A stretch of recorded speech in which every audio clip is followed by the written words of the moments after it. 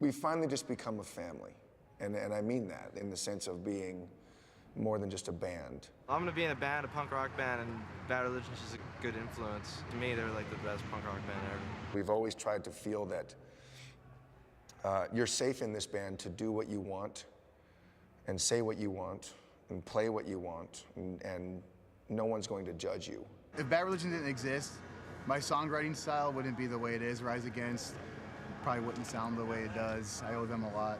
I grew up, 14, you see your first Bad Religion logo of the cross, you're like, oh, what's that, and you started getting involved, and then you get the first record, and then you realize that there's these words that you have no idea what they mean, and then you start looking it up and you research, and you're like, wow, that's what I've been trying to say all the time, and these guys are actually saying it. It gives you a little bit more of a grasp of reality when you want to express your ideas, that it's okay to go ahead, because, somebody else has been waving the flag for you a lot of times, and it just kind of breaks in the idea that, you're not in this alone and there's other people out there fighting the same battles you are. So you're the first one in line, kind of a hardcore fan. What time did you get here today? I got here at 11:30 a.m. I lost my tooth in Bad Religion last year, and it's still gone. Ninth time seeing you guys tonight. Ninth fucking time.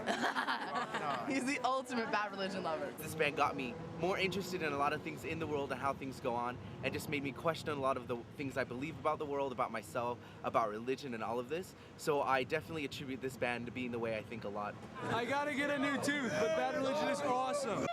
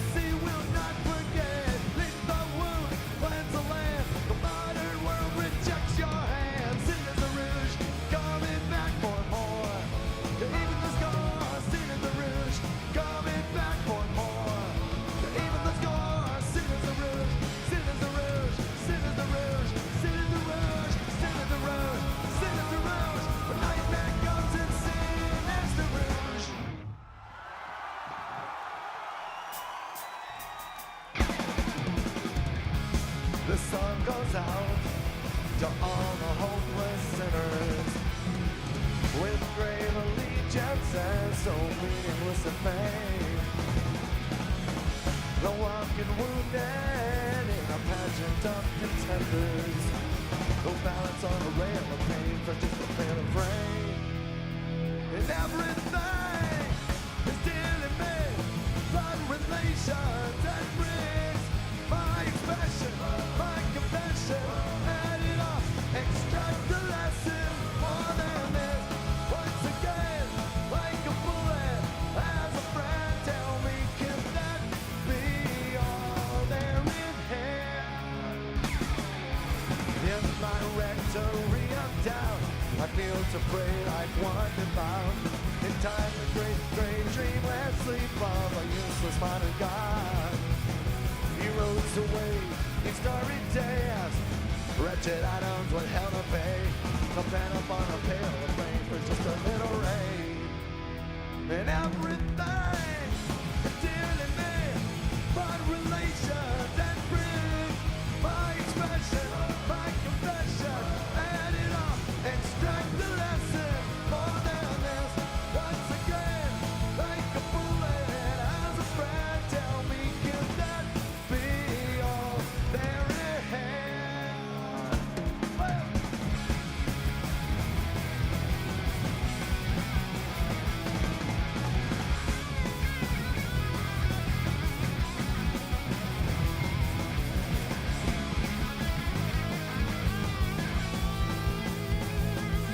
there's an endless disposition, and it doesn't mean a goddamn thing. There's space for a paper airplane race in the eye of a hurricane. And if pigs could fly, then sure, so could I. But this pedestrian knows better than to even try. My ability has got the dreaming colors of a butterfly. And everything is dealing me, blood relations and brings my expression, my confession, add it up, extract the lesson more than this. Once again, like a bullet, as a friend, tell me, can that be all there is? All there is.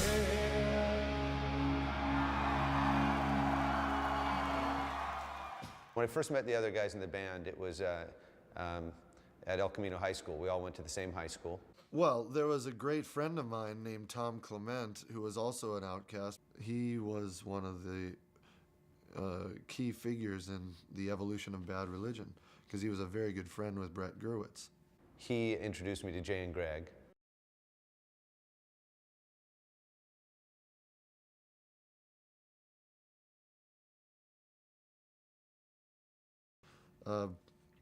Brett borrowed his dad's station wagon to go to a Ramones concert. He drove us to the Hollywood Palladium, and he asked me, "Dude, are you ready for a non-stop bop?" And I said, "You're goddamn right." And then I guess history was made. I met Greg Graffin actually in junior high school. I didn't really become friends with him until we were at El Camino High School. We both showed up one day with spiky black hair, and he had a shirt that said Black Flag, and I had a shirt that said Virgin. What we had in common was that they were the only punk rockers in the school. So we kind of just stuck to each other like Velcro and said, yeah, I think we've got to stick together because we're going to get killed. Jay didn't play anything, but it was pretty much agreed that we could teach him bass.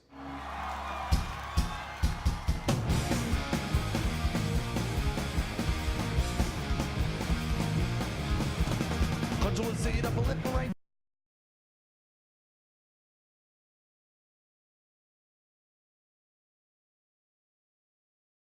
Though you think you're in control, though you think you're in control, when this embassy doesn't lie, our testament of our helplessness.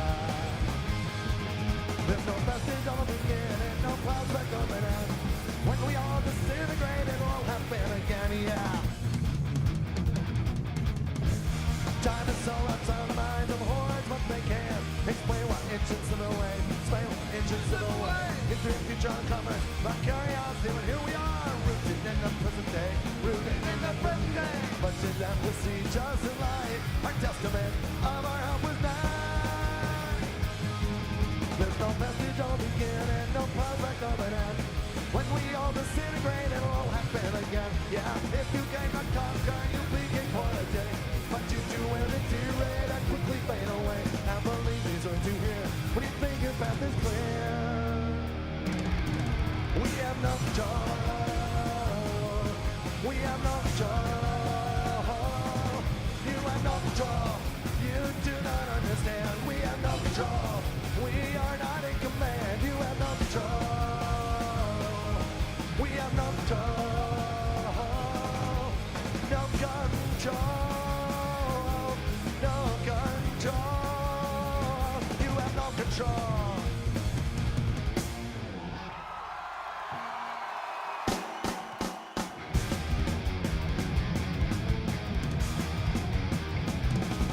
Well, am I making haste or could it be haste that's making me?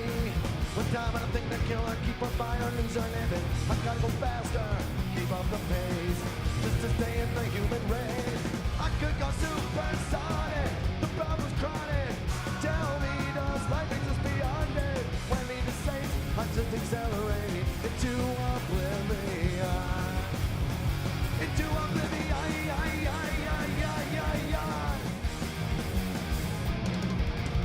Well, here I go again, everything is alien. How does it feel to be outstripped by the maze of cultural change? My deeds are senseless and rendered meaningless. When measured in advance, I could go supersonic, the problem's chronic. Tell me, does life exist beyond it? When I need to say, I just accelerate into oblivion. I won't lie, it's exciting when I try to decide things. I just wanna live decently, meaningfully. I'm in misery.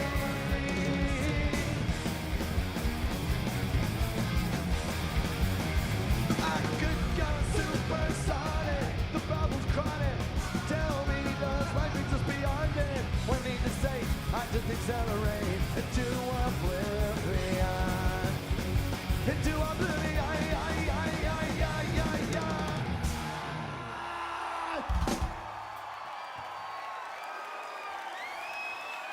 Thank you very much. My favorite band member? Oh, of course it's Greg. I mean, come on, he's a genius. The things he writes about are like actually have like inquisitive thought behind them, but not just that. Like you can tell in like the words he writes that he's not some dipshit. Greg's an inspiration all around, not just in music. I like a lot of Brett's songs. He writes a certain melodical line that I really tend to hone in on. And seeing Hetson's always great. I mean, Greg, been tearing it up over 20 years, with Circle Jerks and the Bad Religion. That guy's so full of energy, and he's just a class act to begin with. And just seeing him for an hour and a half straight is just, it's one of the best punk guitarists of all time. That guy is so underrated. I like Jay myself, because I'm a bass player. He's my inspiration. Brian Baker, who is just a historic figure in punk rock, and just like talking to him, you're like, whoa, you played a Minor Threat, like, oh, that's amazing, and Hetson and the Circle Jerks, and everybody in the band, even Brooks, suicidal tendencies in his history, it's just, and Jay's obviously the most personable of all of them. He's kind of like the spokesperson for those guys. He's always out hanging out with fans and friends, just always there. And, all those guys are just incredible. Greg is a master of lyrics. The lyrics are unlike any other band I've ever seen. I'd say like the political statements he makes, the state of government. He isn't like punk as fuck. He doesn't like, he's not like hardcore with a big mohawk or anything. He just does his own thing, and he's been doing it for a long time. And it kind of made me realize I don't have to like have a big leather jacket and everything. Just like be myself more. So great to be back here in Hollywood, in the land where Bad Religion was born, or at least we wanted to be born. Factually, of course, we came from over the hill in the San Fernando Valley. Yeah, we're in 818. We were from the Valley. And if you were from OC, it was kind of cool. If you were from Hollywood, it was cool. But if you were from the Valley, it was like, oh, you're from the Valley. I was such a nerd that I didn't even draw a distinction between Hollywood and the San Fernando Valley, because I saw the cool people in the Valley, the surfers and the skaters, and I couldn't even distinguish that they were seen as geeks because they lived in the Valley by the people who were living in Marina del Rey. To me, they were all the same. And I was not part of that. I was just seen as a nerd. To be a band from the Valley was second tier status to the bands in Hollywood. I remember that Keith Morris from the Circle Jerks one time introduced us as a really good new band from the Valley. You know, that was his disclaimer. We did start to build up a following, mostly because Jay and I hung out so much in Hollywood that we did start to get a Hollywood following very early on. By 1981, a lot of our best friends were just punks from Hollywood, and they started coming to our shows, legitimizing our fan base as being, you know, Hollywood-based. Well, tonight we're going to give you a little bit of the old, a little bit of the new, and a little bit of the in-between. And we are so lucky because tonight you all can join us in making our first North American live DVD ever right here at the Palladium. Without further ado, I'd like to introduce you to my left-hand man, Mr. Greg Hetson. Song's called Social Suicide.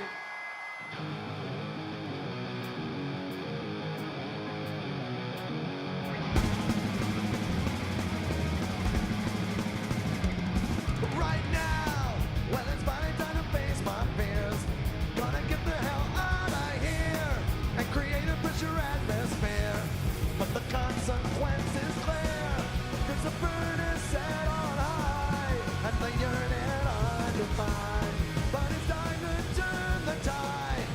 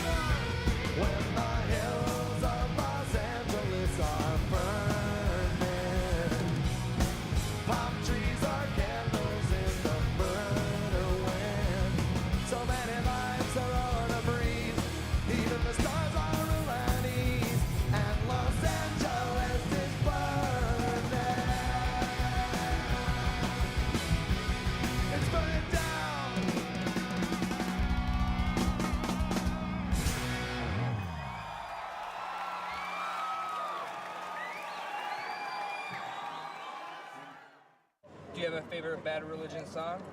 Along the Way. Epiphany. Yeah, that's a really good song. I'd have to say Against the Grain, because you got to live against the grain. If you're an underdog, you swim against the stream all your life. Do what you want. He likes the guitar from Epiphany, but I like the lyrics of it, and also from Sorrow, the lyrics are really sweet in that song as well. I Want to Conquer the World. American Jesus, yeah. For me, probably Generator. You, which was just, I just liked it. It just turned me on to them as in general. I like their slower stuff for some reason, like Struck a Nerve and The Answer. Let Them Eat War. I like that one. 21st Century Digital Boy is a good one. I like American Jesus. Probably I Want to Conquer the World. Oh man, there's so many. How can you choose a favorite song? Part 3. I'm 13. 13? Yeah. How old are you? 44. I turned around to Bad Religion. They stole all of my discs from the mid-80s.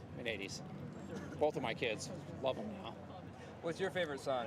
Oh gosh, too many to know. What was that one playing on the way over here?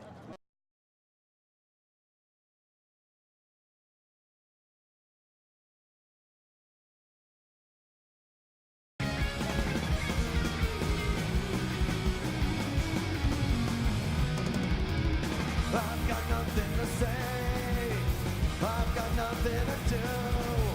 All of my neurons are functioning smoothly, but still I'm a cyber just like you.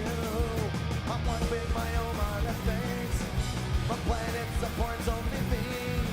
I've got one small problem, will I live forever? I've got just a short time to see. A modern man, evolutionary betrayer. Modern man, ecosystem destroyer. Modern man, it starts down the chain. Modern man, pathetic example of this organic heritage.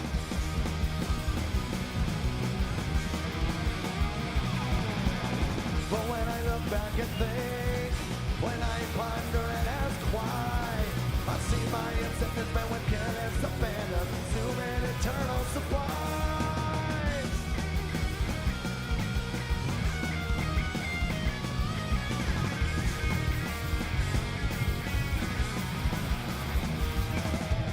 A modern man, evolutionary betrayer. Modern man, ecosystem destroyer. Modern man, it starts down the chain. Modern man, pathetic example of his organic heritage. Just a sample of carbon-based wasted. Just a fucking tragic epic of you and I.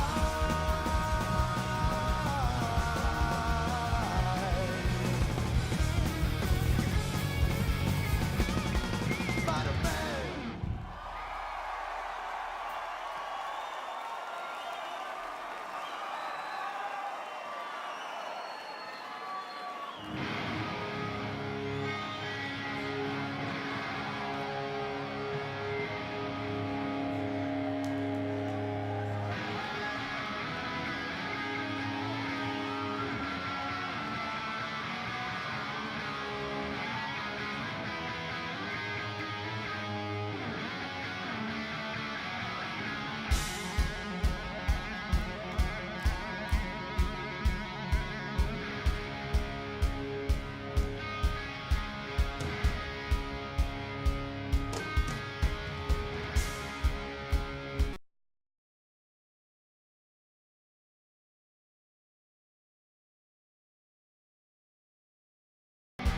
It's a matter of prescience, no, not the science fiction kind. It's about ignorance and greed and miracles for the blind. The media paraded, disjointed politics, founded on petrochemical plunder and urine hostages.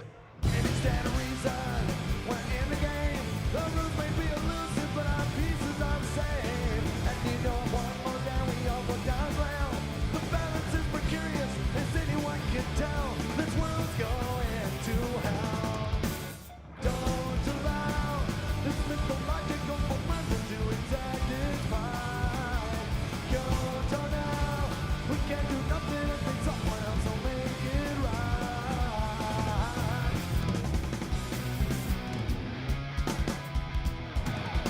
You might not think it matters now, but why I feel wrong? Might not think there's any wisdom in a fucked up punk rock song, but the way it is, and numbers is below. A brutal sun is rising on a sick horizon.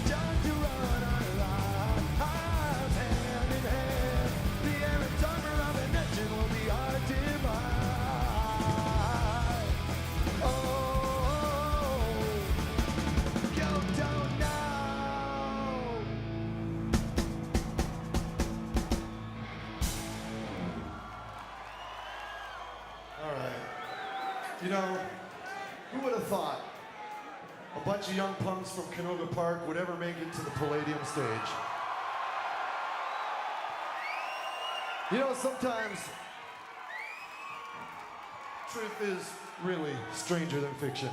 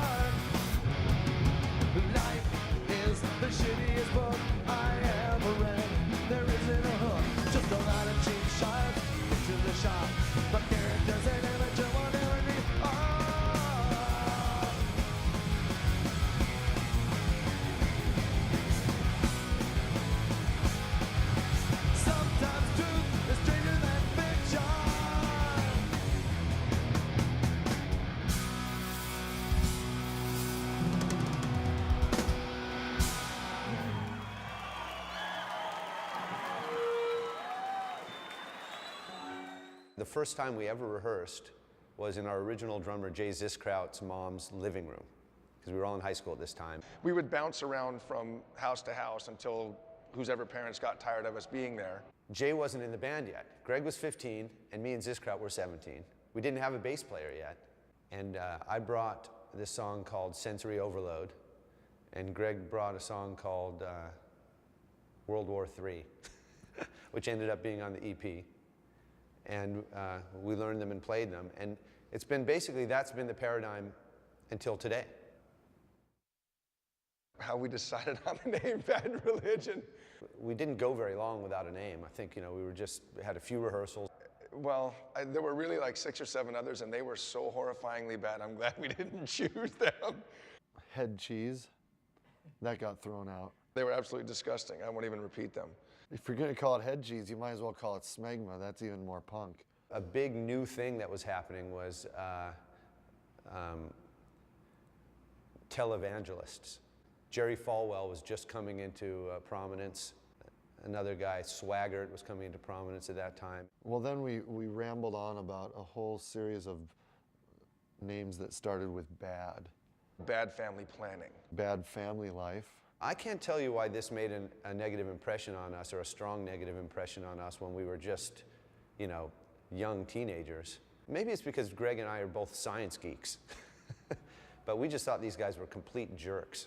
We kind of considered ourselves to be progressives when we were even at such a young age. And we understood implicitly that morality is not something that in a free society is forced upon somebody. Someone said it and it kind of came and went, but it kept coming back.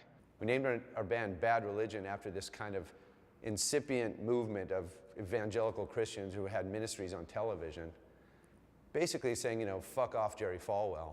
We all nodded our head in agreement. Yeah, that's a good name. Fuck religion. On one level, it's vindicating that we named our band that, but it's also really kind of frightening to look at the implications. It literally was just 2 words put together that came to a meaning much later. And now here we are, 20-something years later, and it turns out that the thing we were railing against as little baby kids was the seeds of this conservative right-wing groundswell that ended up in preemptive war and George Bush being reelected behind an illegal war on foreign soil. It felt like it was offensive enough to mean something, and that worked. This is really going to piss our parents off. It means as much or more to me today than it did when we named the group.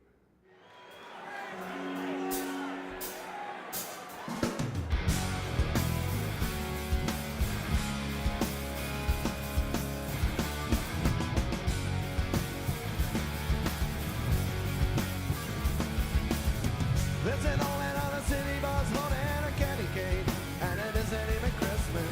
He seems to notice the obituary that his last friend has died.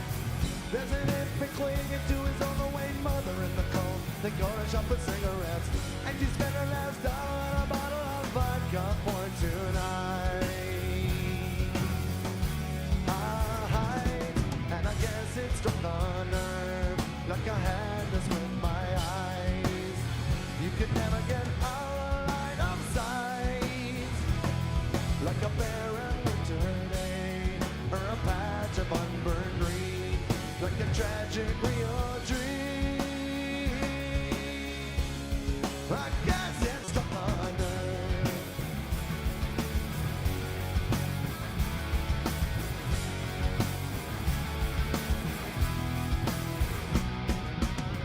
Every day I wander in negative disposition, summoned by my superlatives, realizing very well that I am not alone.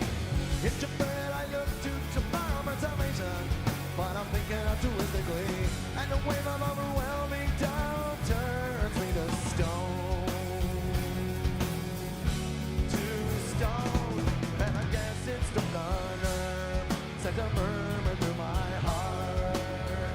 Just haven't got time to crack the maze, like a magic speeding clock, or a cancer in ourselves, a collision in the dark. I guess it's struck a nerve. Let's go.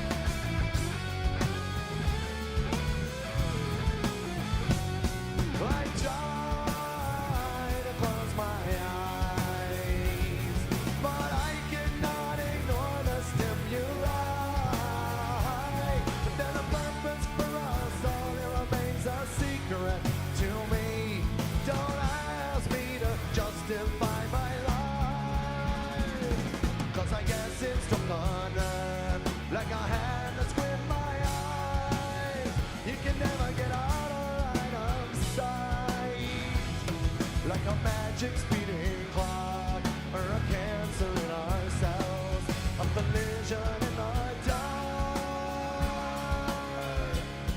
I guess it's struck a nerve.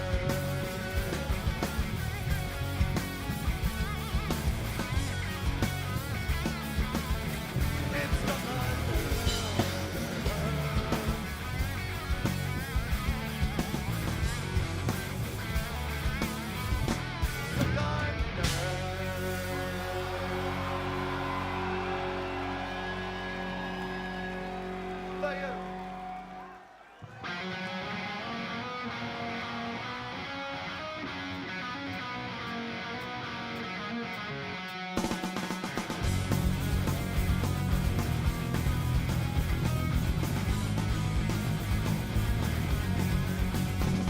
There's a puppet on a mountain and he's making up dinner with both a vision and a riding crop.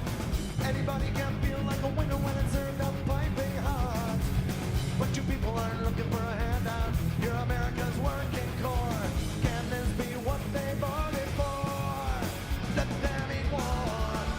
Let them eat war.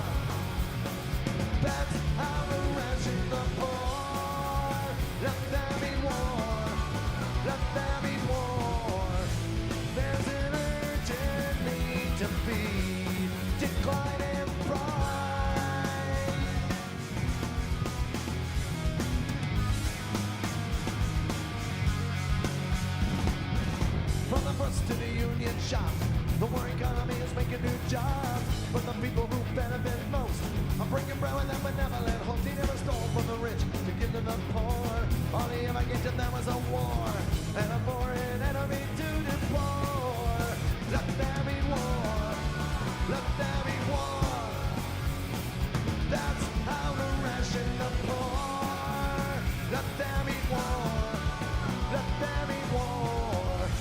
There's an urgent need to feed declining pride.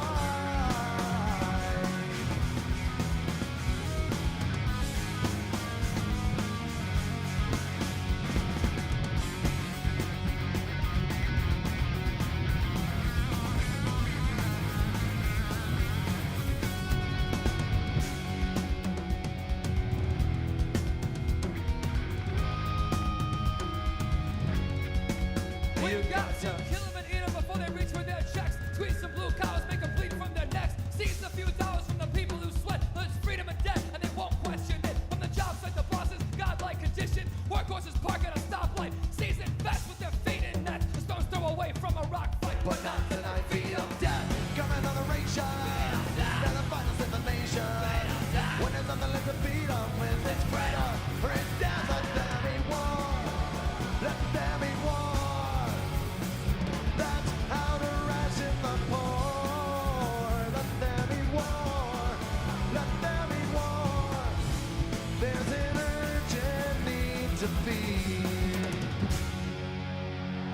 declining pride.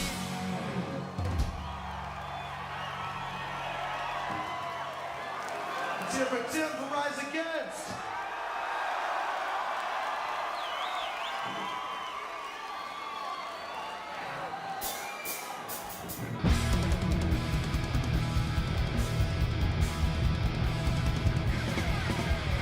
Did you ever see the concrete stairs where every day the lunatic, the hypocrite, they're all lost in the fray?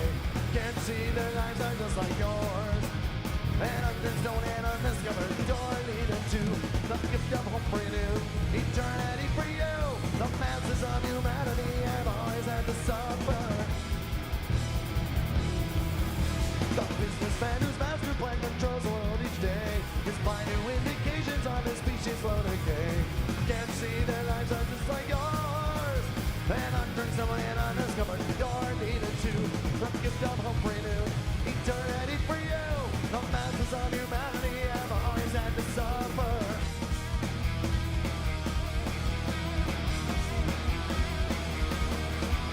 People blow their minds, they choose to resign. This need for society is part of their design. They'll never go away, it's in the cards that way. The masses of humanity have always had to suffer.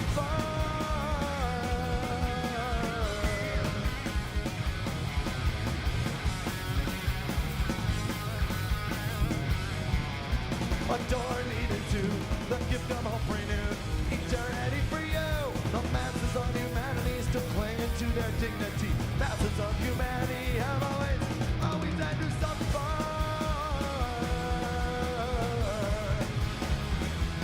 Always had to suffer. Yeah.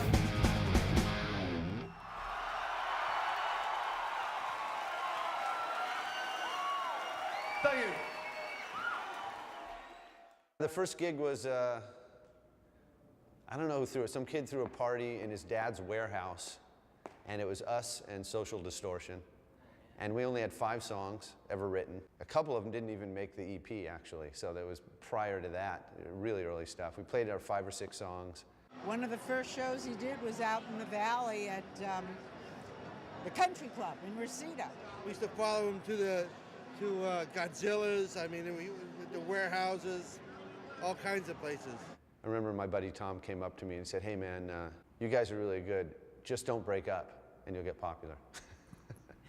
So that's actually the advice I give to younger bands nowadays, because that was good advice. Back then, if you were a punk band, you had to have a logo. So Black Flag, to me, has the best punk logo ever. And the Circle Jerks had the Skanker Man, and you know, everyone has a cool logo. So we needed to have a logo. So I went in my art room and I drew up the Bad Religion logo and I took it to practice. And Brett came in with this piece of paper with that crossbuster thing on it and said, look at this. And we kind of all laughed and then said, yeah, that's easy to spray paint on a wall and unbelievably offensive. Cool. Let's just run with that. People think there's so much hatred in our logo. Well,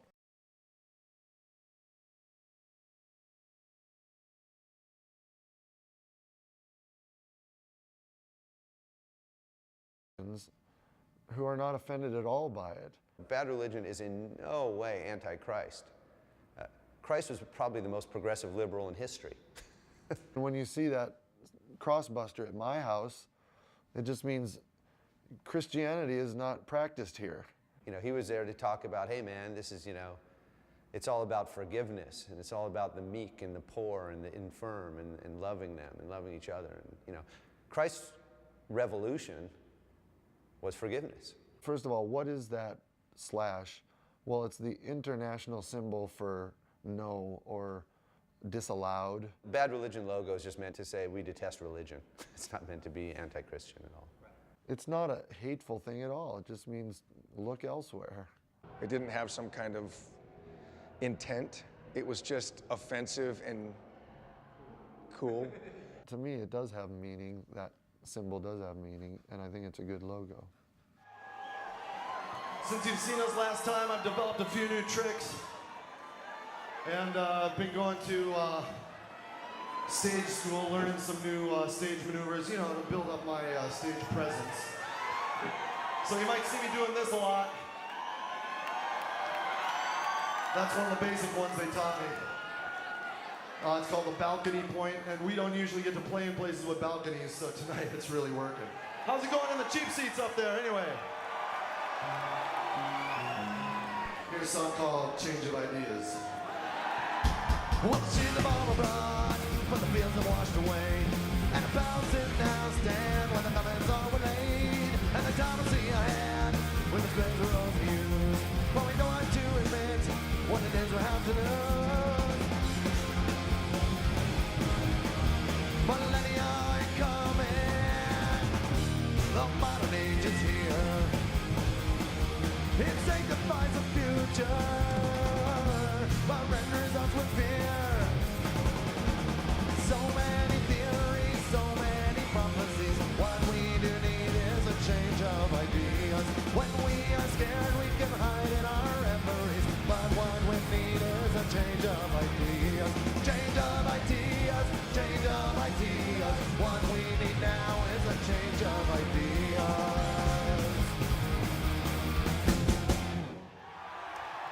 Last summer during the Warp Tour,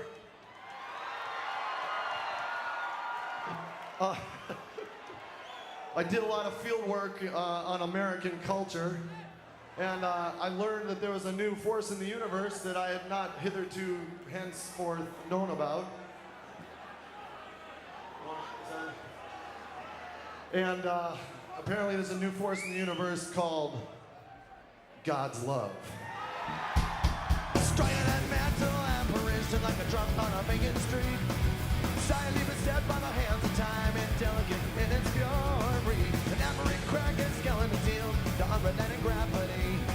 What minds is proud for helpless victims who suffer rapidly. Tell me where is the love in a God's creation? When there's no above, there's no justice. Just a cause of a cure and a body of suffering. It seems we all endure. And what I'm frightened of is that they call it God's law.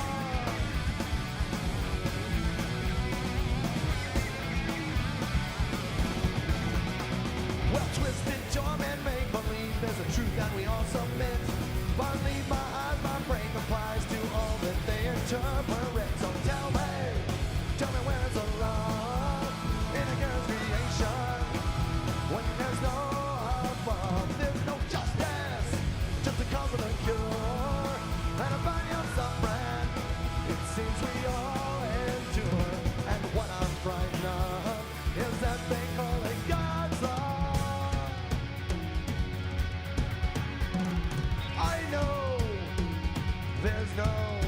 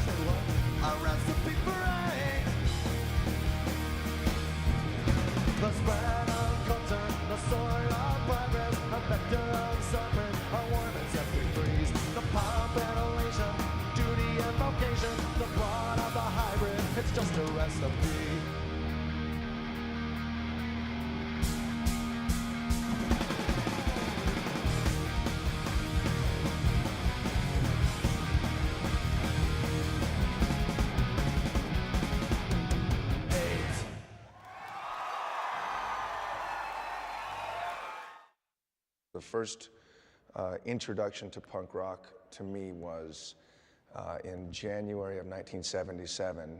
CBS ran a TV show in 1977 called 1976, The Year in Review, to which they dedicated the last 10 minutes to the Sex Pistols, basically mocking them and saying, look how gross these guys are, look at these idiots.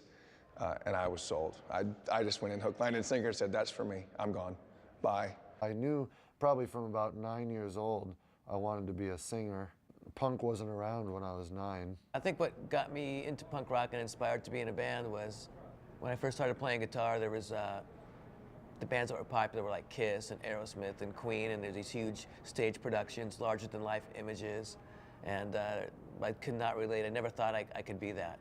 You know, when your hero is Keith Emerson, you might as well just quit because you can never be a virtuoso like that, you know. But then you hear Johnny Ramone, and you think, wow, you know, I can do that. When I heard punk rock, it was the most heavy, guitar-oriented rock I've ever heard, and it seemed accessible. Like, yeah, I could do that. It breaks down the barrier between the star and the fan. Right. You know, it's the great leveler. Got me excited about the whole new genre of punk rock back then. By the time I was 15, Rodney on the Rock had become my main focus every Sunday night at midnight, I think, or 10 o'clock. And those bands were so inspiring to me that, you know, I really felt like I was a part of something here in LA, even though I was too young to go hang out in Hollywood. There's another element, of course, that's just as important as the musical side, and that is the feeling like I just did not belong. The feeling that I was a complete outcast in Southern California culture. I'm not sure why I wanted to be a punk rocker, but I always felt like I didn't belong, and punk rock kind of gave a voice to that for me. And I was a real geek. I probably still am, but back then, man, I was a real nerdo. People at my junior high school were getting laid and smoking weed. I mean, they just looked at me in disgust. So it was partly the feeling of being a complete outcast. I went to a high school in 1980 where the coolest kids were punk rockers. So I wanted to fit in, so I joined a team of outcasts. The formative years, your best friends discover this kind of music. And I guess I'd been at summer camp or something and came in late. Everybody's hair was funny. So I want a piece of that, I said. So I got some.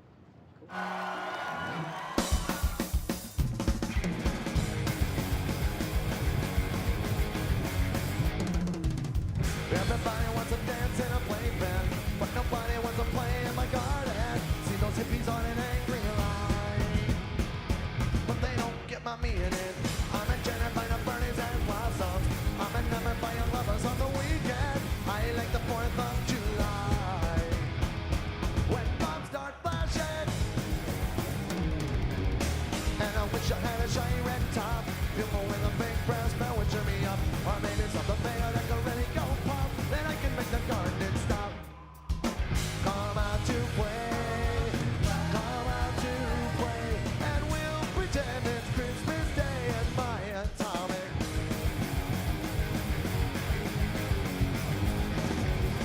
All my scientists are working on a deadline. So my psychologist is working day and night time. He knows what's best for me, but they don't know what to do with. And I'm glad I'm not Gorbachev, cause I work all night, a jolly and a pot. At least he's not a got it, with a burn a plot and a fight that will never stop. Come out to play. Come out to play.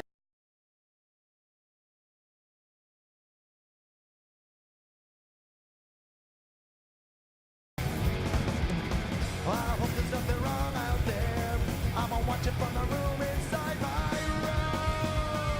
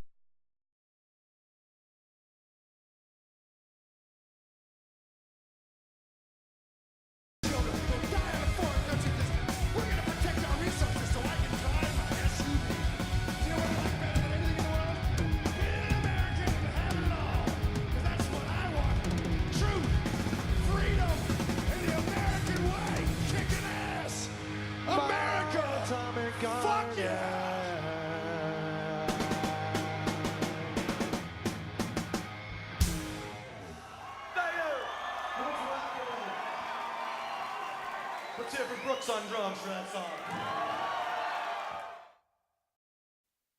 The bands that influenced me back in the day, the ones that had the greatest impact on me were definitely number one, the Germs. Darby Crash and the Germs with Pat Smear and Don Bowles and Lorna. And their album GI was just transformative for me. The biggest band that I think had any kind of influence on what we did was the Adolescents, because they were doing three-part harmonies. And they were the first band that we'd ever seen, like as a punk rock band, doing three-part harmonies. Black Flag, maybe not musically, but attitude, the way they just dominated their space. You know, even with that whole different chain of singers, and of course, you know, Henry being from Washington, when he joined, we paid a lot more attention to it. I always admired their total domination of what they did. It was their show, their stage. They were frightening, which I still get a kick out of. I love having that aspect of it. When it comes to influences, I always qualify it by saying I was influenced at a very young age, and having started in Bad Religion at the age of 15, much of Bad Religion's early history, I was still being influenced because that's a very influential age. So, but before the band really started, I was influenced by pop sounding, pop rock music that was not necessarily commercial. Stuff like Todd Rundgren and Utopia and things like that were very influential to me. I love all kinds of music. I've always loved R&B from a very young age. I think my favorite group of all time is the Beatles, and this might be surprising to Bad Religion fans, but I guess I'd put the top rock groups of all time in order as the Beatles, the Beach Boys, and the Stones. I know I'm a weirdo. Most guys wouldn't put the Beach Boys second, but I still stand by that today. And I know there's not a punk band in the top three, but that's how it is for me. The greatest musical love for me is still Elvis Costello. I think that the angry young man that he was, and now he's kind of a bitter middle-aged man, that's for me. It's fascinating to me because he sums up a lot of my feelings fairly quickly. So I've been pretty consistent with Elvis Costello through my life. Other things have come and gone, but he's certainly the one that I could name as the number one influence musically, the one that fills the hole in my soul.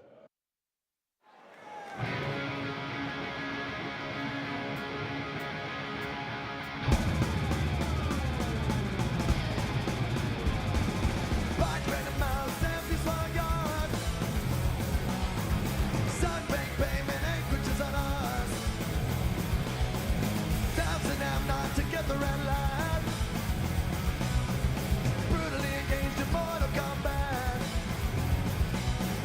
10 in 2010, 10 in 2010.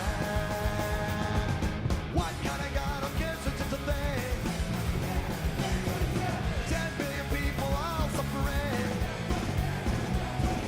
To the night and to desire we must defeat. Forget what you want, scratch what you need. 10 in 2010, 10 in 2010. Yeah.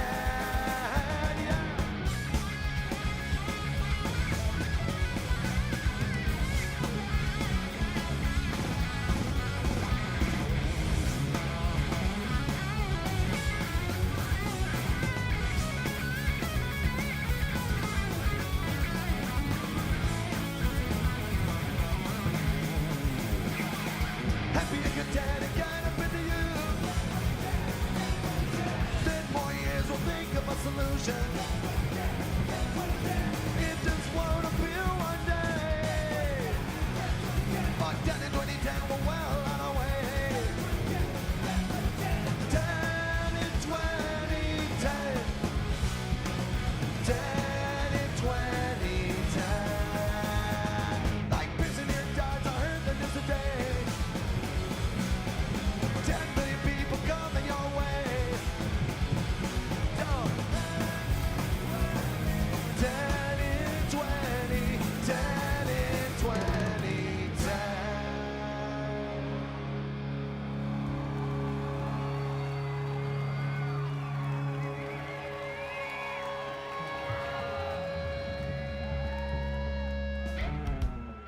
We'd like to do a number now that's dedicated to our favorite people in the world. And I'm talking about a song called You.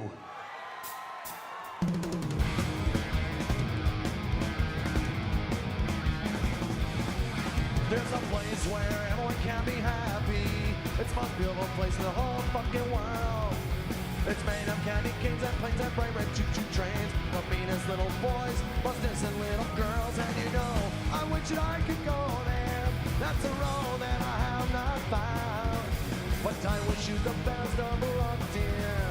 Drop a card or letter to my side of town. Cause there's no time for fussing and fighting, my friends. But baby, I'm amazed at that you could send, and you painted my entire world. But I don't have the turpentine to clear what you have soiled, and I won't forget it.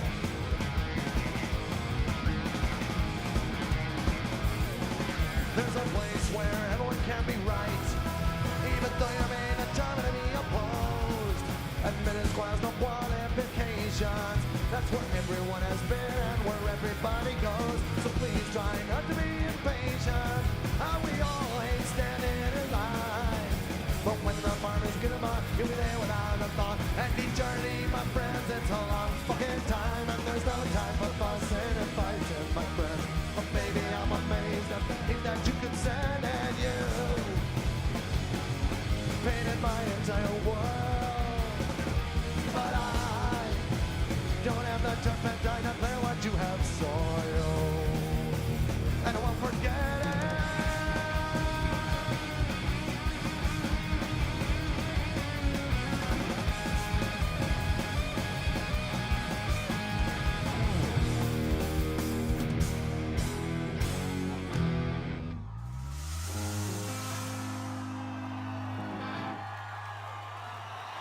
The three most frightening words ever invented by any religion.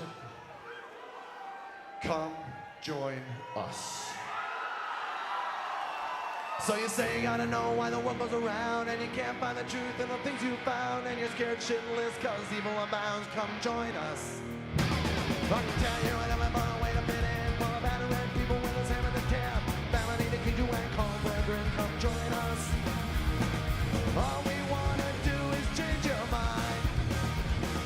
All you need to do is close your eyes. Come join us. Come join us. Come join us. Don't you see all the trouble that most people are in, and that they just want you for the run of the dance? But I swear to you, we're different from all of them. Come join us. I can tell you I'm looking for a way to live where truth is determined by consensus.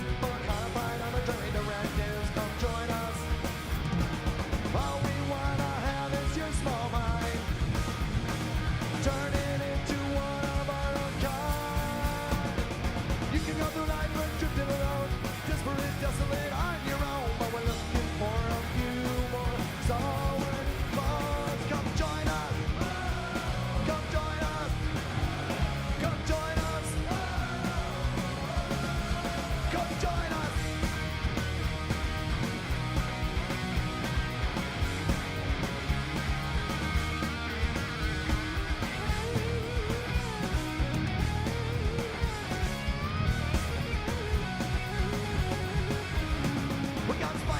That's something I'm through.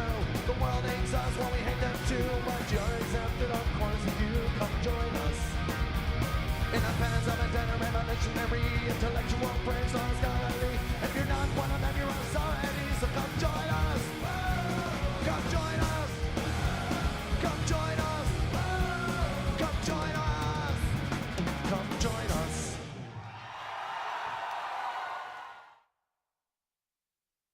I first met the guys in the band when I was in the Circle Jerks about 1980 at this hot dog stand, Okie Dog, where all the punk rockers used to hang out.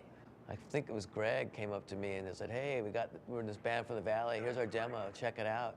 And I said, okay, well, if I like it, we're gonna be on Rodney on the Rock radio show this weekend, played over the air. So I listened to the tape, and it was good, so we played over the air and kind of became friends with the guys. I just remember early on just he would drive us around to parties. He was 2 years older, so he had the wheels, and he wasn't from the Valley. He knew all the real happening parties, the punk parties out here in the LA basin. I asked him to come in and play a solo on a song that I wrote called Part 3. He was in the Circle Jerks, and we were playing a lot of shows together, and I said, I have this idea for kind of dueling banjos in this song. I want you to kind of play lead guitar against Brett at the same time. And he came into the studio and recorded his solo, and he never left. He just stayed. It was like, I think he's in the band now.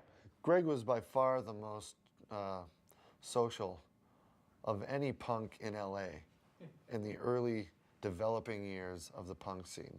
I guess around 1990, when the Circle Jerks broke up for the first time, is when Bad Religion kind of like became my main band. I got kind of lucky. As the Circle Jerks were doing this, Bad Religion was doing this. So I am blessed. Thank you. Favorite part of being in a band is the process of writing the song and then recording it and hearing it come to life in the studio with a final mix. To this day, it blows me away, and that process is what it's all about for me. You know, the songwriting process with Bad Religion it really hasn't evolved that much. Brett Gurewitz and Greg Graffin are the two main songwriters. People think of Bad Religion as a great collaboration in songwriting, mostly by Brett and myself. Brett and I don't really sit in the same room and create songs. We are very studious and isolated when we write. Everybody goes to their corners of the world and writes their stuff. I write a batch of songs, Greg writes a batch of songs. We present them to the band. They kind of have this healthy songwriting competition, and we're all just the benefactors of that. All of my best songs have come when there's some intellectual puzzle I'm trying to solve. I think we have 220-something songs, and they've really collaborated on maybe 3. I don't know how this came about because we met totally by chance, but I think our songs sound really similar.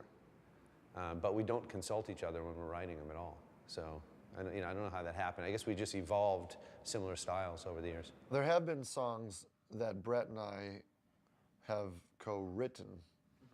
But even those, the idea would have originated with Brett or myself, and then the verses get rounded out or filled in by the other person, but they're both pertaining to that original point. More today than it used to be is, me and Greg will have a little bit of interaction. Like I'll give him feedback on his songs, maybe help him come up with parts, and he'll do it on my songs. But it's still basically the same thing. I'm not sure if I'm that good at writing popular songs in the sense of being radio-style friendly songs for Bad Religion.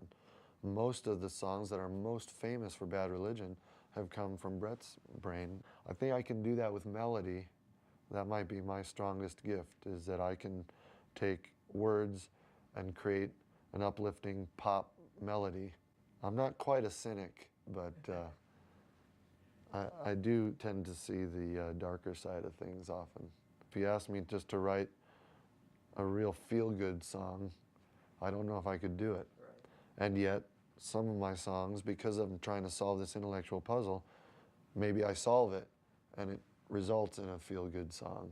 Sometimes, especially with Brian Baker and Brooks Wackerman now, Brett will bring a song in or something and say, here's an idea, and just let everybody go on it, because it's funner that way, right? You get all these people just creating all this stuff, and sometimes songs come in and they go, no, this is exactly what I want you to play, because this is what I hear in my head. My favorite thing about being in a band is contributing to the songs, being a part of the writing process and watching the evolution of a song.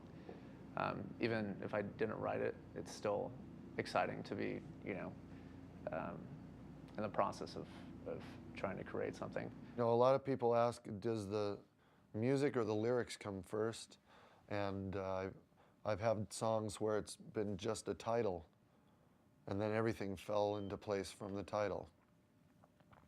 I've had times when I've had just a riff in my brain, a guitar riff, and I fit the words to that.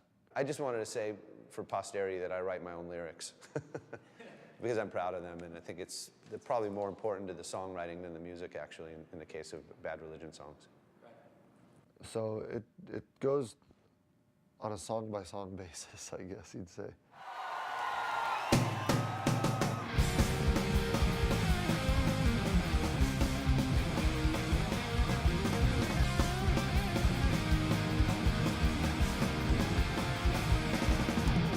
Hey brother Christian, with your high and mighty errand, your action speaks so loud, how can you word you're saying? Hey sister, plead hard with all of your compassion. Your labor soon hurt, but can't escape temptation.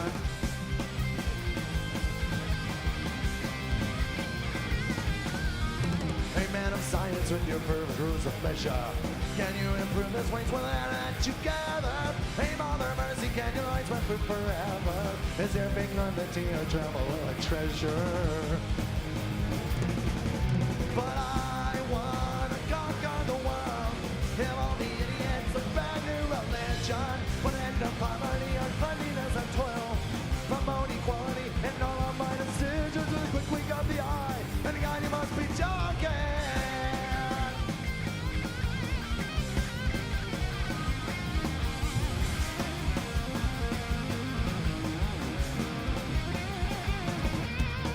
Hey brother diplomat with worldly aspirations, can see those children cry, you let them at the station.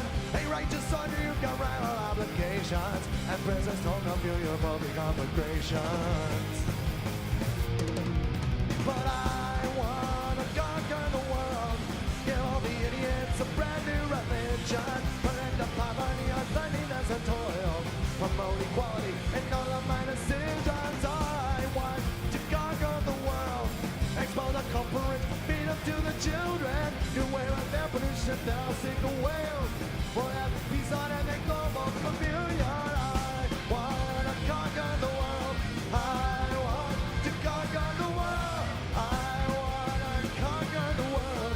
I want to conquer the world.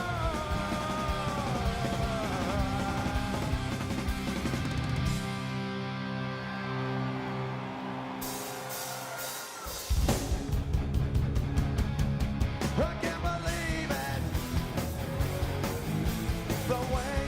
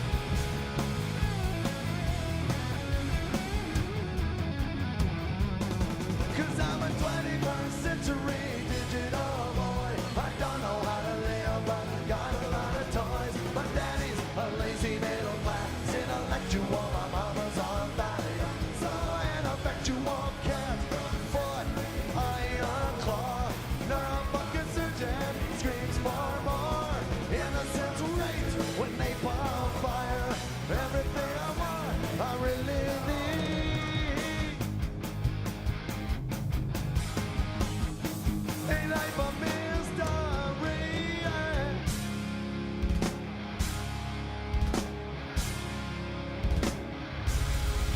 Right, a Tiffany against the green version, yeah.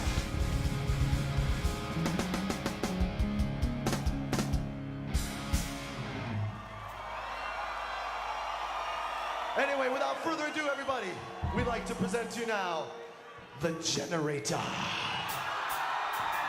Like a rock, like a planet, like a bucket and a bomb. I'm made up, perturbed by the joy and the madness I encounter everywhere I turn. I've seen it all along, in books and magazines, like a twit before dying, like a photographic scene. There's a fire behind the window, there's an ugly laughing bear, like a hummingbird inside, like a bud on my door. It's a generator.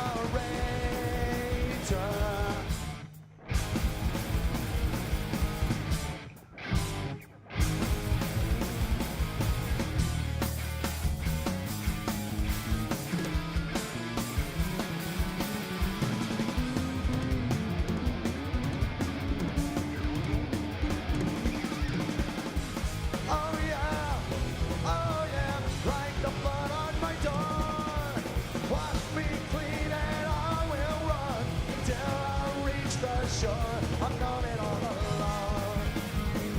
Right about under my skin, like actors in a photograph, like paper in the wind. There's a hammer by the window, there's a knife on the floor, like turbines in darkness, like the blood on my door. It's a generator.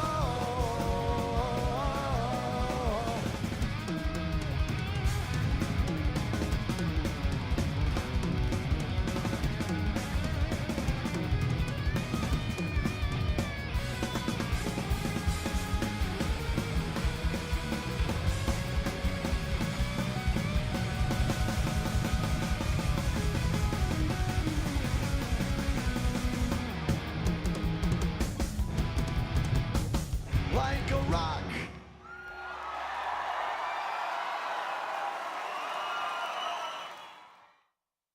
The way the band ended up on Atlantic was this, and it's kind of ironic because, you know, we were a punk band on an indie that was doing well. Epitaph was doing great. Bad Religion was doing great. So a lot of people wonder, you know, why the hell would they leave and go to Atlantic? The move to Atlantic kind of, it fell under that umbrella of Bad Religion and Epitaph kind of outgrowing each other and smothering each other.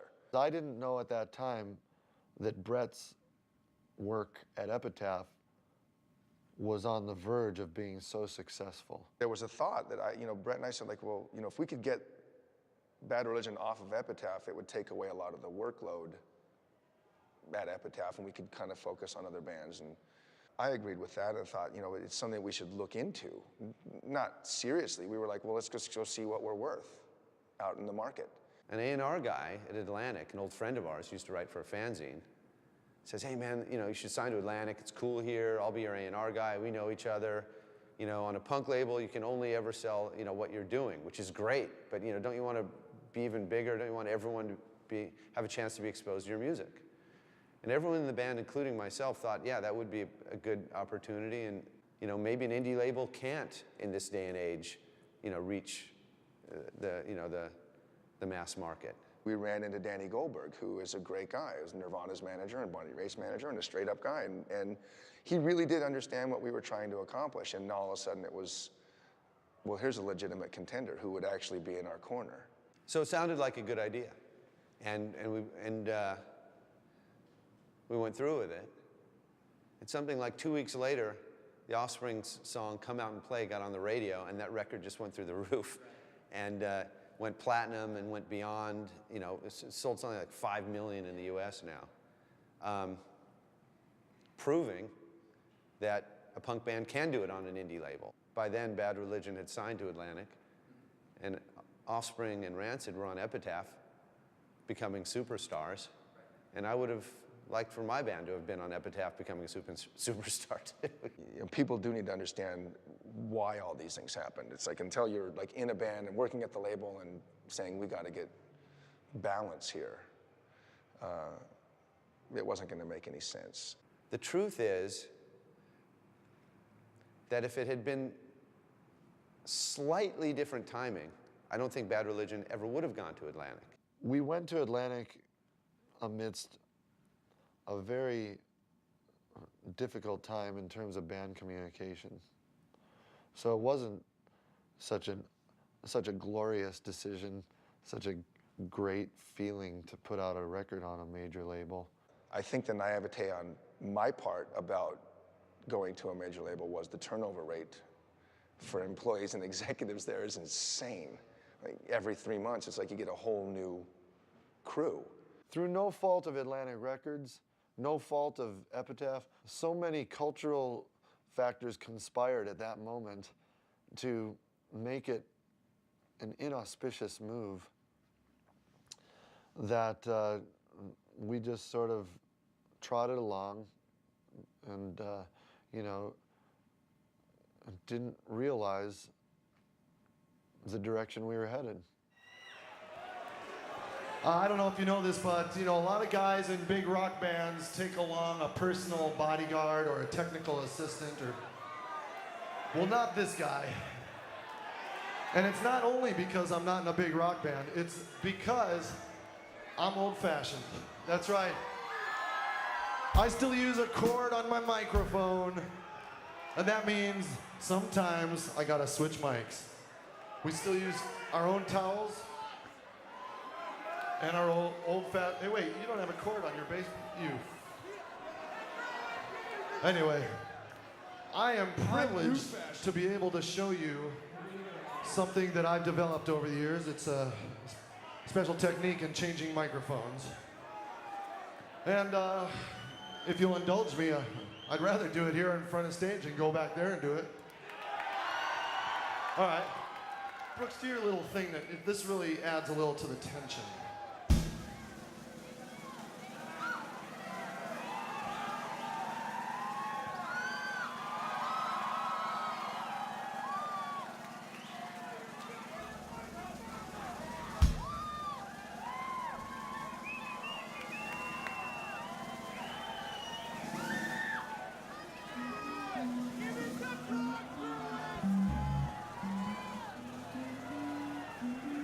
Can we get some more light on? Can we get some light on this subject, please?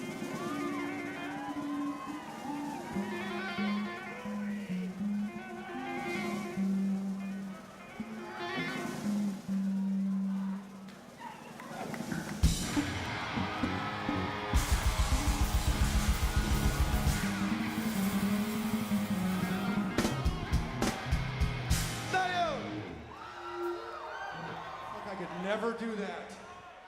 Eat your heart out, Metallica.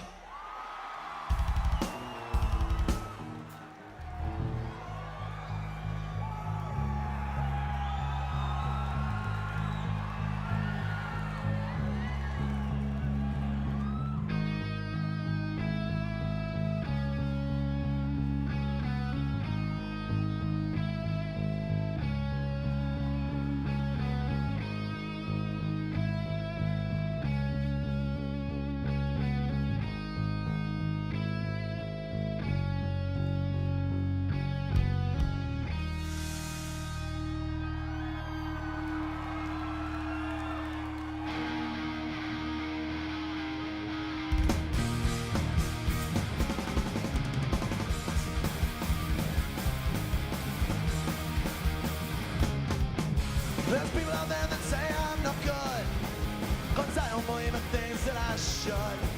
But when the final coming comes, I'll be so sorry. I'd run and hope and pray that I know God won't think I'm good. Countries manufacture bombs and guns to kill your brother for something that he hasn't even done. Smugglers who wanted my lungs, man, I'm sorry. Later on, they hide behind their lies are helping everyone. In the end, good will go to heaven up above. The bad your parents in the depths of hell. How could hell be any worse? Hollywood's a fucking curse. Fuck Armageddon, this is hell. Fuck Armageddon, this is hell. Can't you see it? Fuck Armageddon, it's hell.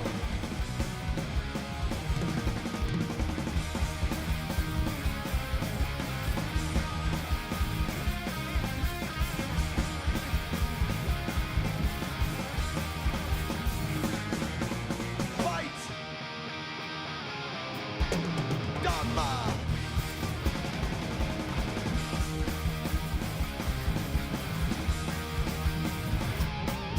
We're living in the denouement. All the battles, grappling eyes, and watching use of fingers and spinal ball.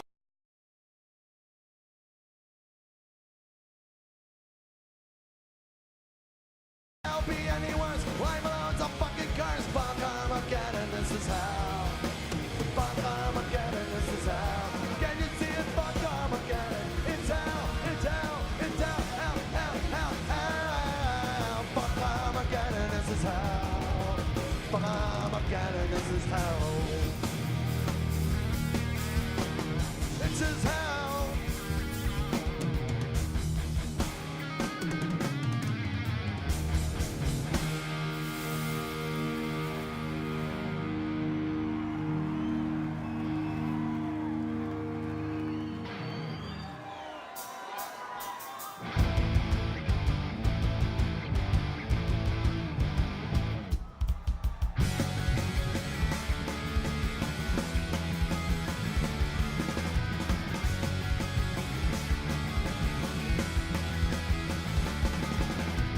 Everybody's talking about it when it comes to delivery bound. But you're some kind of channel, it just doesn't reason. I saw it dance the other night and stately as a slot machine. Then just my waste of madness came over me. Anesthesia, a Mona Lisa. I got a little blood here, comes oblivion. Never loved you. How did you find me? The console never put complexity down. And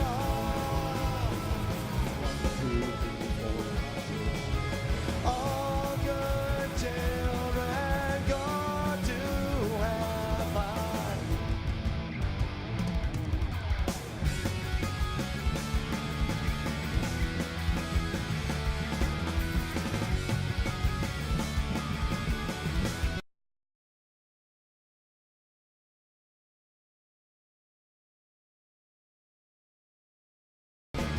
But a great deal many came up too late, he caught a chain reaction.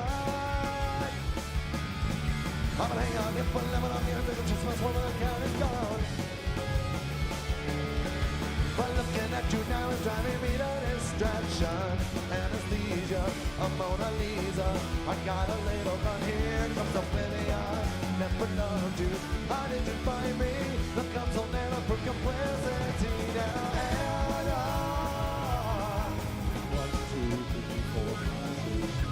all good children go to heaven.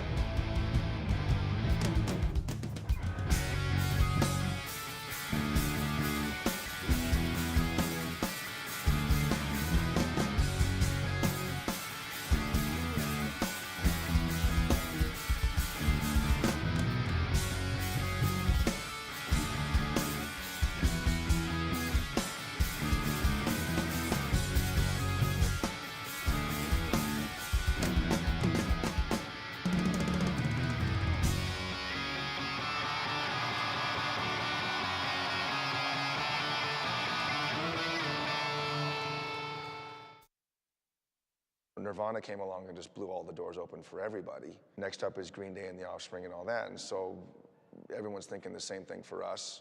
I had just put out a record by The Offspring that it was just selling millions of records. And Epitaph was a tiny indie at the time. It was me and 5 other people. Brett and I were working at Epitaph, so Epitaph's growing through the roof. It's just, you know, every band is starting to sell big numbers, and punk rock is now huge. Everything was getting so intense that there was no way in the world I was going to be able to do Bad Religion and Epitaph at the same time. Bad Religion is taking up all of our time. It used to just be more of a 3-month-a-year kind of hobby-ish thing, and now Greg says, I'm not going to go back to school. I want to tour more with the band and spend more time dedicated to the band. But that's not going to work at Epitaph with Brett because he needs to spend more time with the label. There's no way that I could just abandon Epitaph at this moment because it was just exploding at the seams. And I'm kind of torn between the middle saying, well, okay, I'm either going to answer phones or I'm going to play the bass guitar. I'm playing the bass guitar. I thought the lesser of 2 evils was to leave Bad Religion because I thought they would be able to go on without me. And it turned out, of course, they were able to. Brett made the right decision because he had to take care of his company. I really believe that. And when he left, it was huge. And I called Greg and I said, you know, Brett's leaving. When Brett left the band, it was a frightening moment. I wasn't able to really understand the impact that it was going to have. I believed that somehow we could overcome the drawbacks of losing Brett by maybe elevating our commercial publicity and just trying to paint a lighter picture of the band and where it came from, as opposed to the real substance of the band, which is its songwriting. In a sense, I really believed all these things could overcome the shortcomings of losing Brett. Plus, I was pissed that he left. I mean, plain and simple, there was just you know, it's like, if someone just says, I'm bailing, and you're a partnership, you get angry. I never acted out the anger towards Brett, because I thought that would be juvenile and futile. He made a decision, and I had to live with it. Some of my anger I put into just moving forward with the band, maybe it's what saved the band. I tried to make the band just as good without him. Well, that didn't happen, but in a sense, the band bridged a very treacherous gap, and that is the gap of Brett's absence. And we wouldn't have bridged that gap, I don't think, if I didn't have that drive. So wherever it came from, it ended up being a good thing. We had varying degrees of success through those years. Overall, those were the kind of the dark ages of Bad Religion. In '93, about a year before I joined, I was dating a woman who worked at Epitaph. It was '92. And I got a pre-release of the Recipe for Hate cassette. And this cassette just changed my life. It was literally stuck in the tape deck of my car, couldn't come out. And I listened to it constantly and said, you know, if I had made better choices musically in my life, I could be in a band that good. Because I was friends with this lady at Epitaph, I had occasion to hang out with Brett and Greg Hetson. Well, when I was with Greg Hetson, I would always say, you know, if Brett ever leaves, call me first.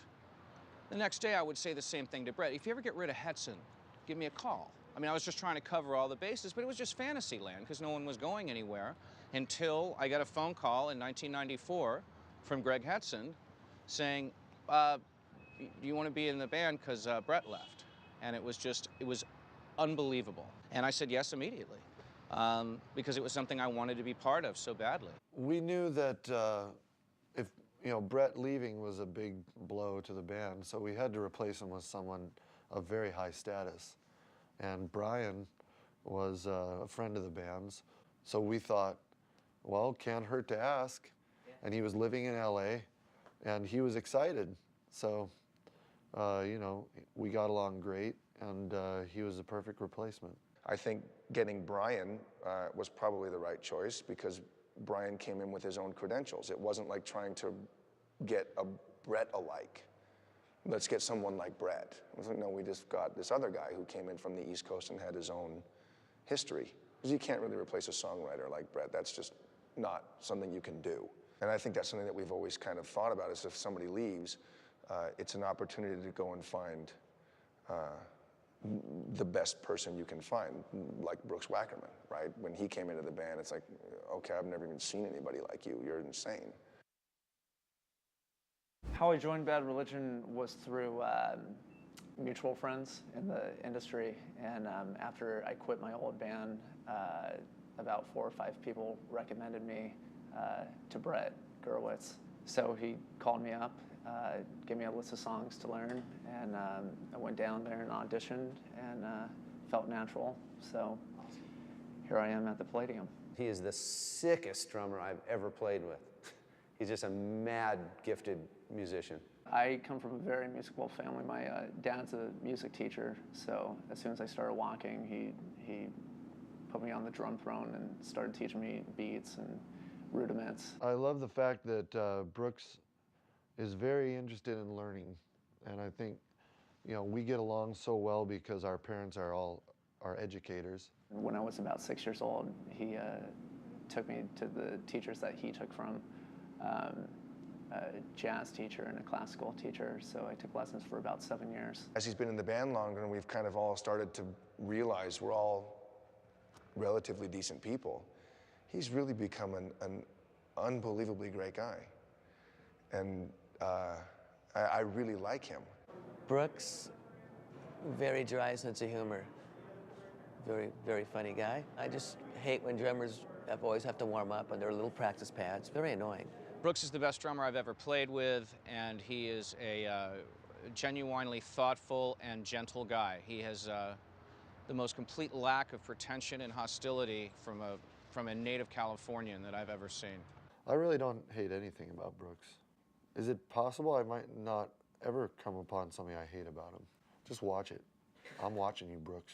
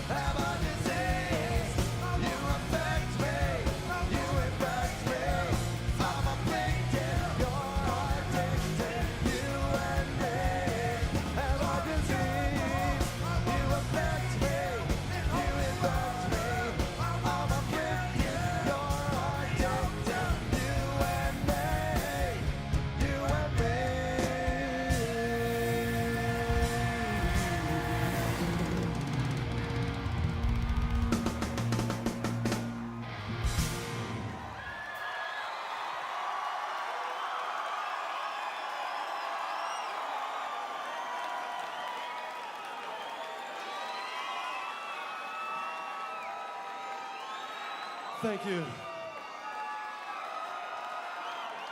There's a song called Cease.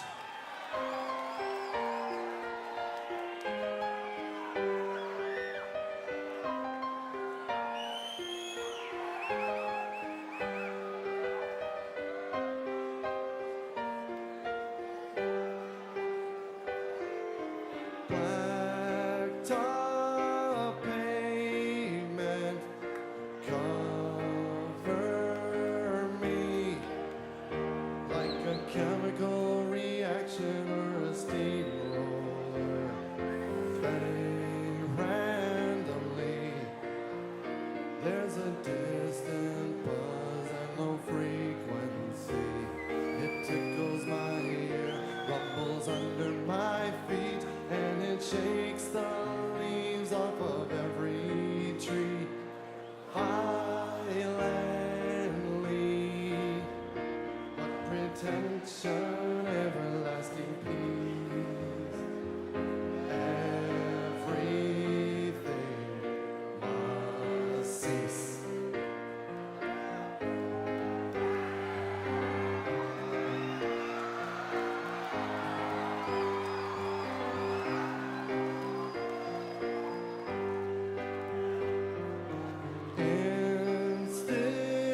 Institution on the hill, like a beacon in the mind of an ancestor, to ignite a people's will. There's a shadowed stain on the west facade. It is spread like decay to enshroud the fraud, and the descendants find it oh so odd, oh so odd.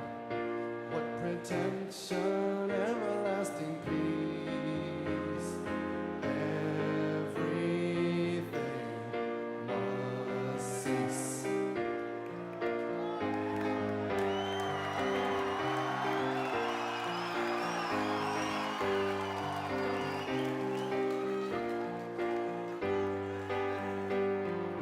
Grave memorial, hewn white stone, like the comforting caress of a mother or a friend you've always known. It evokes such pain and significance. What was once is reduced to remembrance, and the generations pass without recompense. Oh, what pretension, everlasting peace. Everything must cease.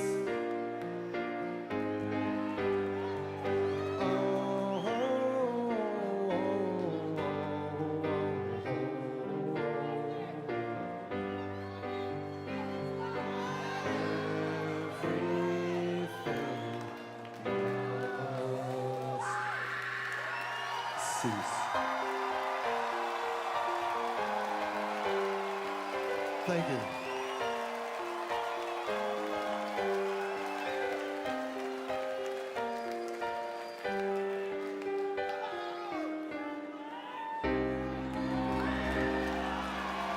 Very much.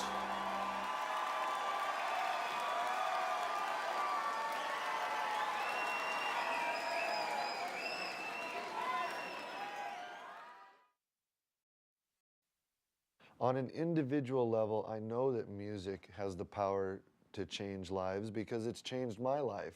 You know, I've had people come up to me and say, hey man, you know, that 7-inch you did with Noam Chomsky back in blah de blah really changed the way I think about the world, and you know, really influenced me to you know, be involved politically. I don't really know if, you know, in the break room at the House of Representatives, if they all sit around and listen to The Empire Strikes First and go, you know what, maybe our system is flawed. I don't really know if it has that kind of far-reaching power, but as improving the quality of one's life, I can't think of anything better. I don't think music or any band could changes the world. It enlightens people, gives people ideas, thought, but I don't think anybody's changed the world globally or in a big way just through music, unfortunately. On a global level, I would say that's not very accurate, because music, as we know it, only affects a small fraction of the population. Even if it's a highly influential fraction, it's still a very small fraction. There's a world out there that exists independent of music, and it's going to go on existing independent of music. When people talk about music making a difference, I always assume that they talk about some kind of John Lennon feed the world aspect of making a difference. I'm not sure if it can change a cultural psyche for the better. I don't think so. I think human beings in general are pretty evil. And so they'll always gravitate towards the negativity that they can reach for, whether it's fear of terror or Marilyn Manson. They're gonna blame somebody. It delights and angers. It's, God,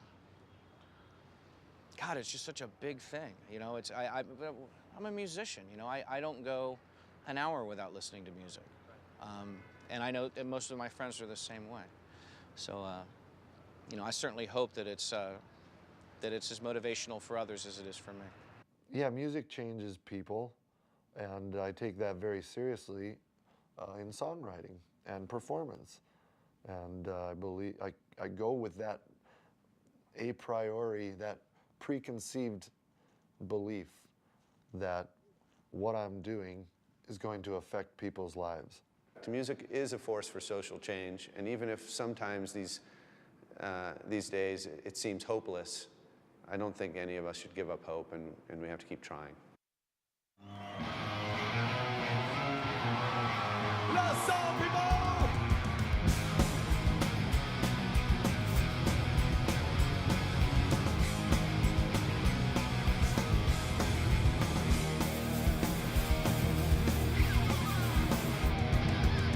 I don't need to be a global citizen, but I'm by nationality. I'm a member of a growing populace. We impose our popularity. There are things to pull us under and there are things that drag us down. But there's a power, a fight of Britain is lurking all around. We've got the American Jesus, see him on the interstate. We've got the American Jesus, he helped build the president's estate.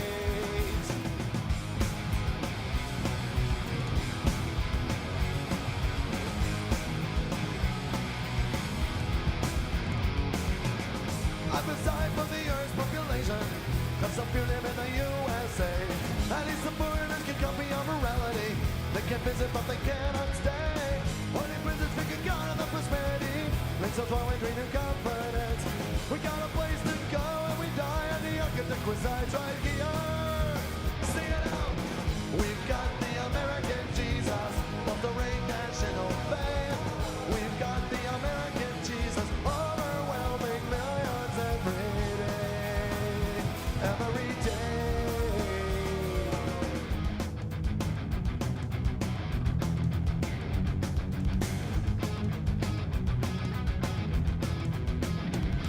These are bombers wearing pails, the funky army wheels, expressions on the faces, the starving millions, the power of a man, the few that drives a clan, is a motive and the contents of the murder. It's a preacher running me, false sincerity, formatted and drifted by the big computer, the nuclear bomb, the kitchen no mouth, I'm fearful that he's inside me.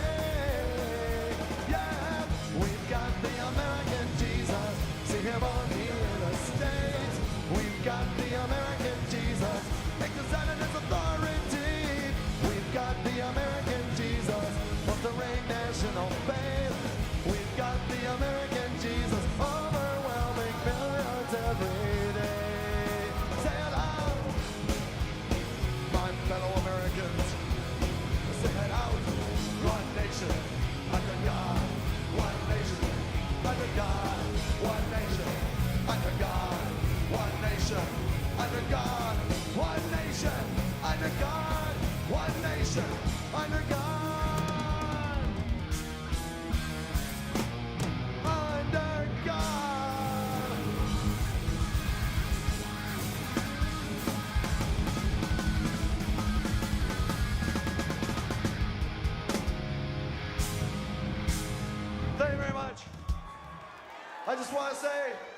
has been my pleasure and privilege to play with the best players in punk rock now. Brian Baker, Jay Bentley, Brooks Wackerman, Greg Hetson, and of course my partner Brett Gurewitz. But the great privilege of all, of course, is being able to play for you guys for so long. And thank you so much for coming. And thanks. Hope we'll see you next time along the way.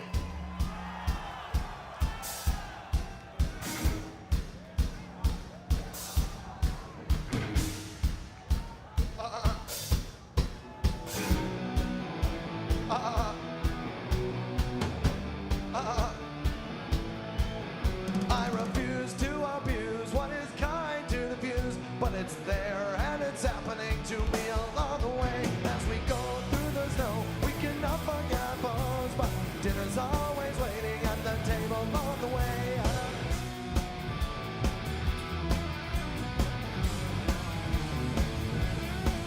What you see, not for me, isn't what you plan to be, but you'll have what you wanted in the end along the way. And we'll cry as we try, and our brothers pass us by. Be strong through the ages of our tears along the way.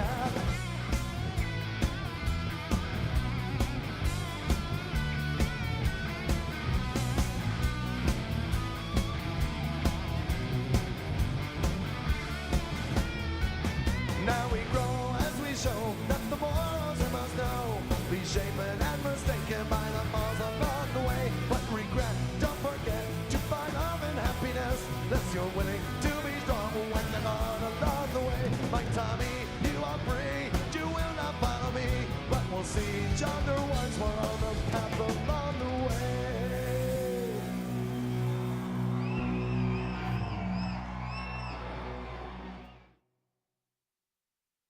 I'm not a very good commentator on the legacy of Bad Religion, only because I've distanced myself from the punk culture.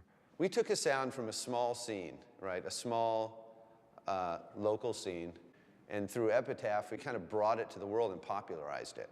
We didn't invent it. Minor Threat really did invent a certain that certain tempo, which we stole from the Bad Brains, but just refined it a little bit, or just messed with it a little bit. That whole hardcore thing, I think Minor Threat is one of the bands that would be identified as the beginning of that, and I'm very proud of it. The only downside of the Minor Threat is when straight edge went tragically wrong and turned into, you know, marauding gangs of vegans smacking drinks out of people's hands, which was never the intention. I mean, it was just one of our songs that preached sane personal politics, but it was never supposed to be some sort of, you know, youth movement in any way, shape, or form. Bad Religion, that legacy will be join the best band you can find and don't quit. That one's easy. As I've gotten older, I always have to justify why I'm going up on stage each night. To me, it's because I'm not a peer to these people. I'm not their peer anymore. I'm not someone who relates to them on their own terms.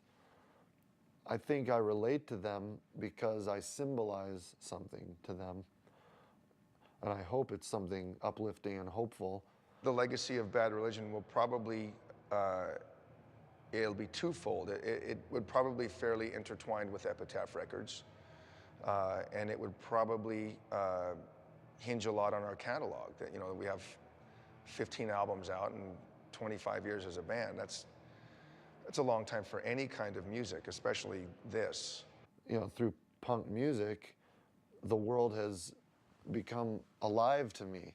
I've learned more about the world because of the punk ethic that I grew up with. I hope that same ethic can do the same for the audience. A lot of my friends who are in bands who are just, you know, huge and have become superstars have told me that, you know, my band was important to them and was, you know, influenced them in coming up. So I guess we do have some kind of an influence. I know people talk about us as being influential, and I understand that. I can't really allow myself to think like that because it skews your head. And you start thinking that you're doing something important, and the minute you think that, you're dead. Because you're no longer thinking that what you're doing is for you and fun. I've gone more introverted as I've gotten older to try to make sense of the planet, make sense of our culture, make sense of our place in nature, and try and distill that in a communicable form for our audience. And so, in a way, I think that has helped Bad Religion not become stale, but it comes at a cost. And that cost is that I've become less able to comment on what's going on in the punk world. What I see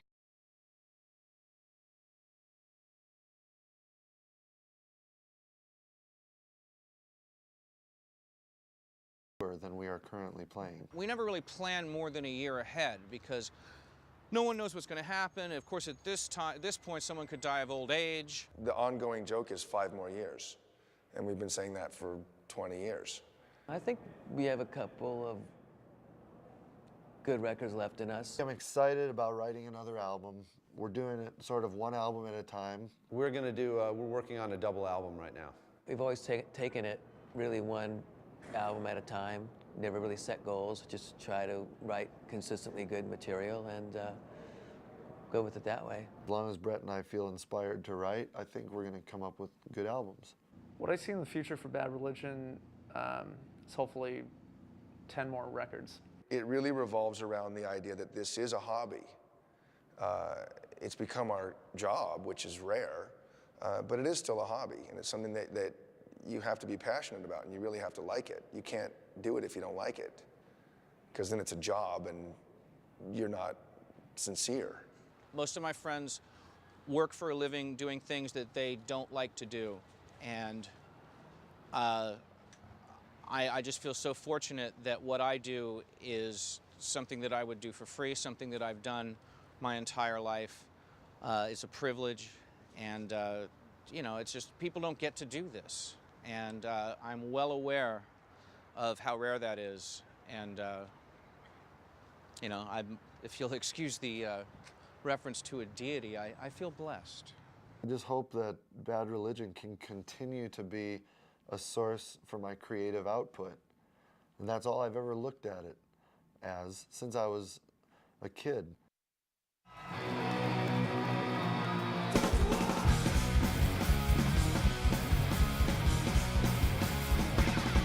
Hey, do what you want, but don't do it around me. Idleness and dissipation breed apathy. I sit on my ass a goddamn day. I'm missing the mechanic void with nothing to say. What you must do all you can. Break all the funny rules and go to hell with Superman and die like a champion. Yeah, hey.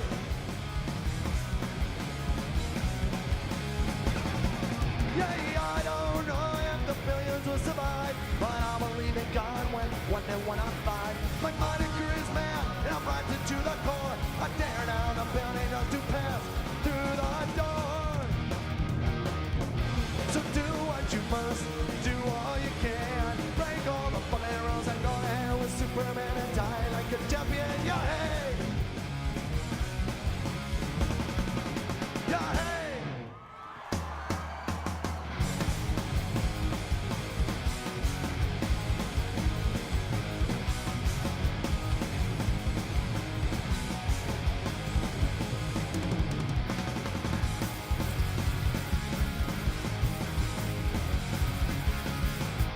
Burning man walked away, I was Spider-Man to control. The mind they weren't the same, to conquer was his goal. And he built his great empire, he slaughtered his own kind. They died a confused man, killed himself in his own mind.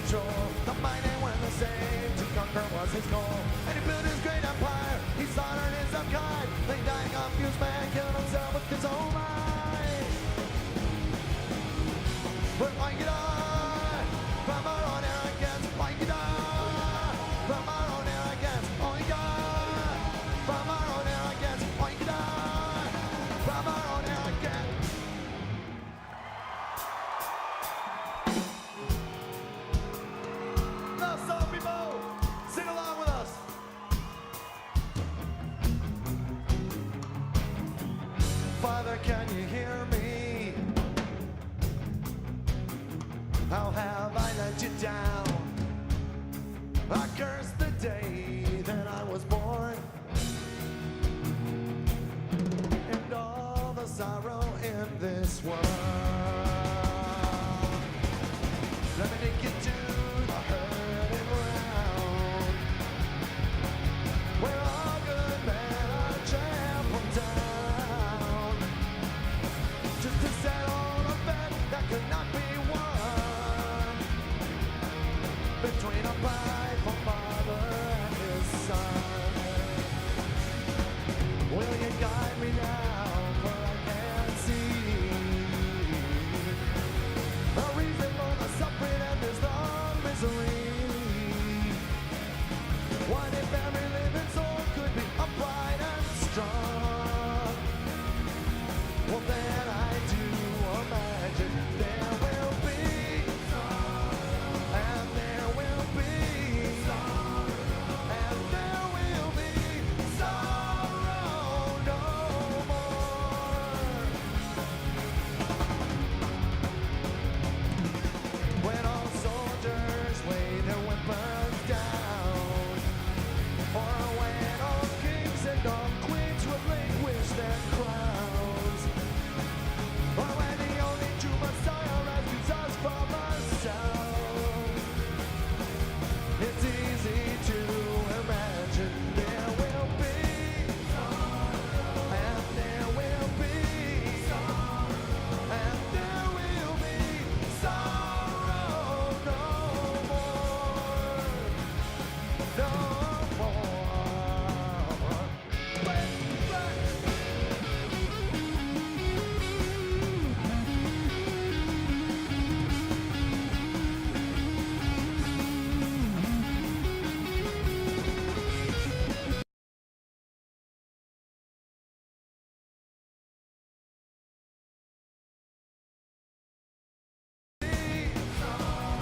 And there will be and there will be sorrow no more. Yeah, there will be and there will be and there will be sorrow no more.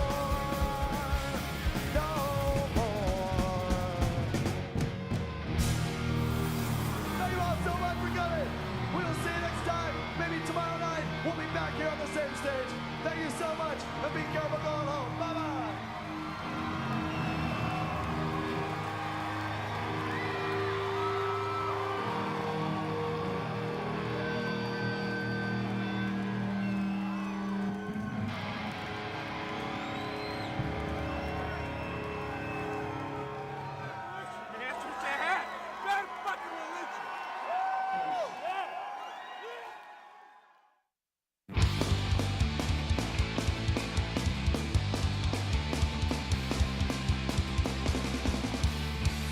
As I walk beneath the valley, I shall fear no evil. 'Cause thanks to King George and his able cabinet, today murder is legal. God, I know that it's wrong to kill my love for what he hasn't done. And as a place like in the sky, it sounds like heaven is falling. It sounds like heaven is falling. You promised me a new day of dawn. I see 1,000 points of light, like so many points of hatred, shame, and Fresh, clean shoes.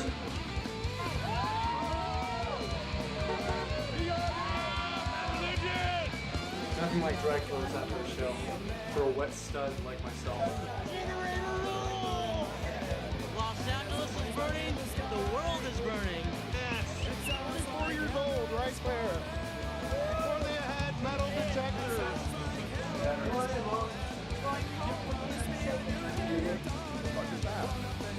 People don't eat this. This is much better than this was.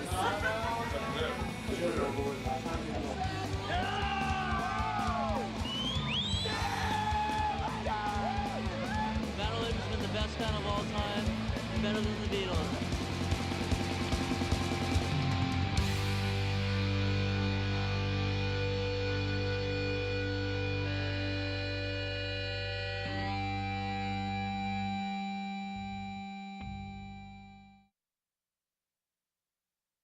Sometimes I think I would have, if I could have changed one thing, I think I would have stayed and played on Into the Unknown.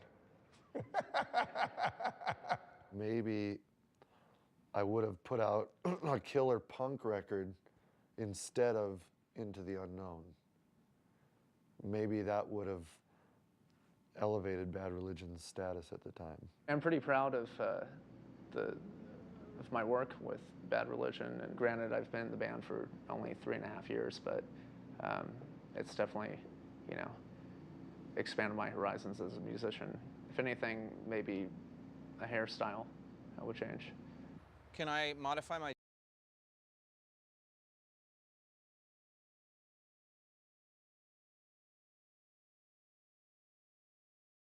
Become obsessed with the past. I can't change the past, and I can't really change the future. I would probably not wait till like my late 20s to start taking guitar lessons. I wouldn't change anything. Not a single thing. At the risk of sounding arrogant, I feel the past speaks for itself. I wouldn't trade anything that happened at all. When the band is over and we all look back at it and say, like, that was the majority of my life. That was what I did with my life. And I'm totally okay with that. Where's my makeup? Where's my scarf? I told you. I'm definitely grateful for the success we've had so far, and I never expected us to ever get this far in the first place. Most importantly, if you join Bad Religion, don't leave. Just don't. I kind of have a strong belief that everything happens for a reason. And if everything hadn't happened the way it did, I wouldn't be sitting here talking to you right now. And I love sitting here and talking to you right now. I want to be doing this. So wanting what I have is a direct result of everything that we've gone through. I wouldn't change a thing.